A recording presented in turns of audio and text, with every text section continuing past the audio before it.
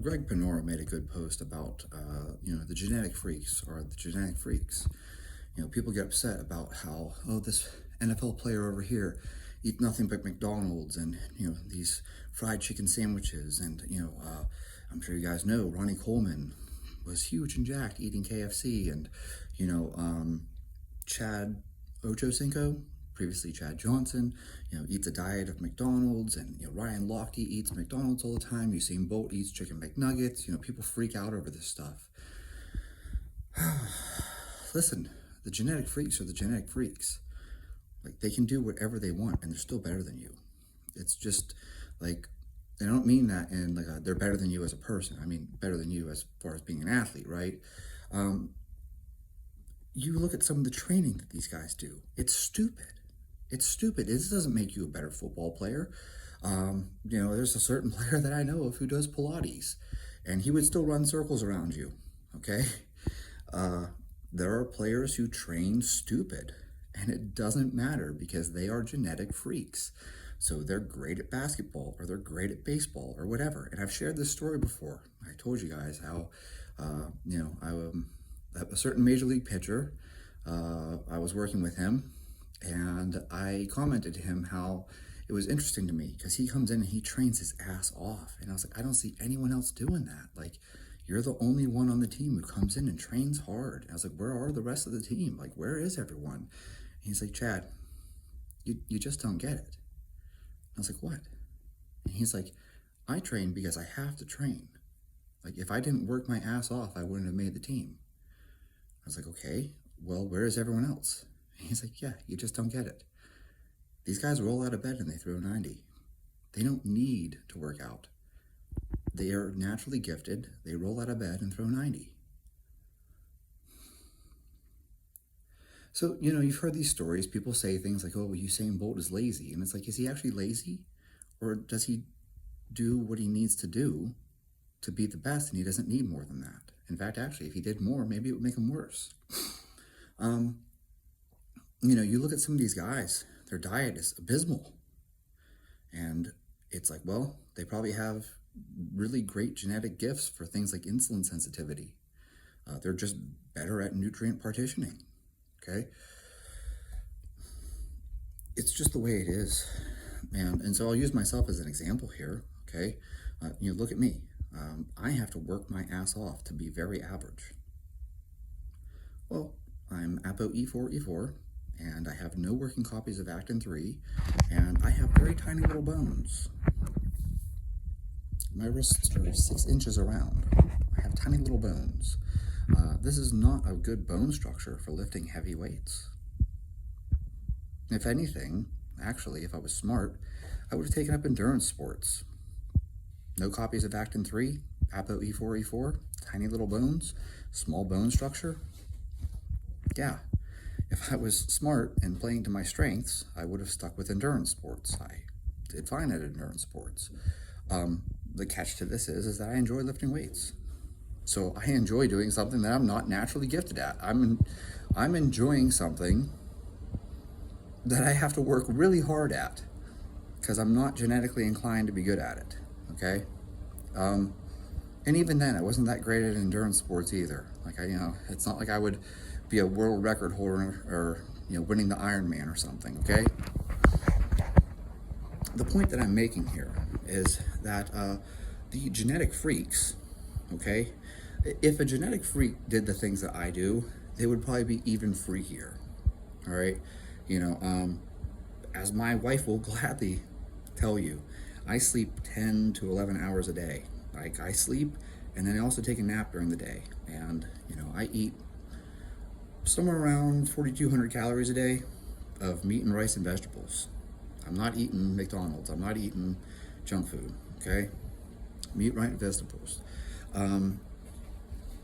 That's it, man. Like I have to watch my diet. If I eat junk, I feel like shit and I perform like shit. This isn't about being fat or skinny, okay? I'm sure I could be skinny eating junk food if I just starved myself lean. The point is, I don't feel good and I don't perform well when I don't eat well. So I have to watch what I eat. I have to be very disciplined about that. I have to watch the time. I need to eat before I train. I need to eat, you know, very strategically, okay? Or else I don't feel good and I don't perform well, I don't recover well. These other guys, they can just do whatever the fuck they want because they're the genetic freaks. It's just the way it is. And so it's kind of like people are so willing to accept this in other contexts. People think, well, if I just did what Ronnie Coleman does, I would look just like him. And it's like, no, you wouldn't. No, you wouldn't. I have made this joke. You guys can go ahead and quote me on this, okay? It's like Yorkies on tren. Yes, Yorkies on tren, okay? No matter how much tren you put your Yorkie on, it's not going to be a pit bull.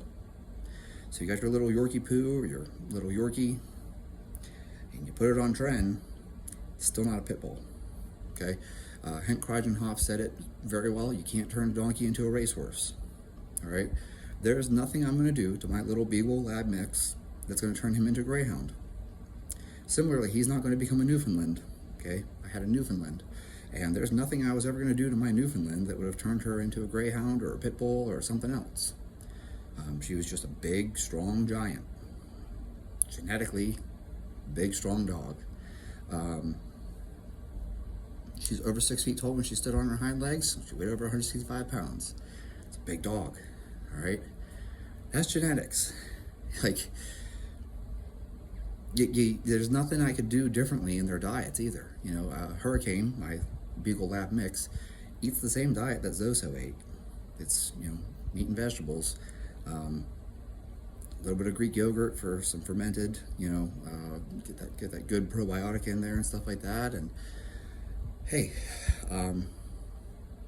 Hurricane's 35 pounds and Zoe was over 165 pounds. It's just a genetics thing, okay? The same thing's true of humans. Like, there's nothing I'm going to do that's going to turn me into half Thor Bjornsson. I'm not going to wake up tomorrow and be 6'8". I can't, you know, work harder and be 7'6". Just like how muscle mass has a limit. Like, my body, I'm never going to be Nick Walker. It wouldn't matter if I took drugs or not. There's no amount of anabolics and androgenics, you know, performance-enhancing drugs that would put that kind of mass on me. I have tiny little bones. I have small insertion points, and it will never be. It's never going to happen.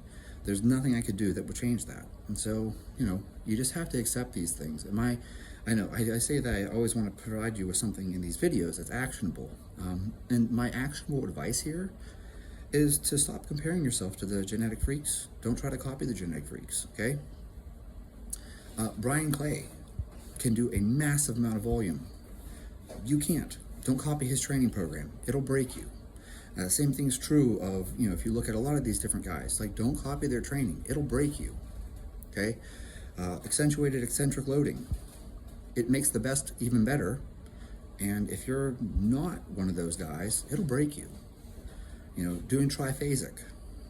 Triphasic works very well for these D1 athletes because they are very, very good athletes. If you take that same program and you apply it to people who are just average Joes in their 30s and 40s, you're going to break a lot of eggs. It's just the way it is. And that's not to say that triphasic isn't effective. It's extremely effective. It's extremely effective because high-level athletes can adapt to it. But, you know, Chad at 40 is not going to adapt to that. It's more volume than my body can handle. I can't copy the way that certain people train. Just can't do it. And it's, you know, they have whatever genetic gift it is that lets them assimilate nutrients better and recover better. That's all there is to it. So my advice to you is to work within your means, whatever that is. You know, figure out what works for you. Don't copy other people.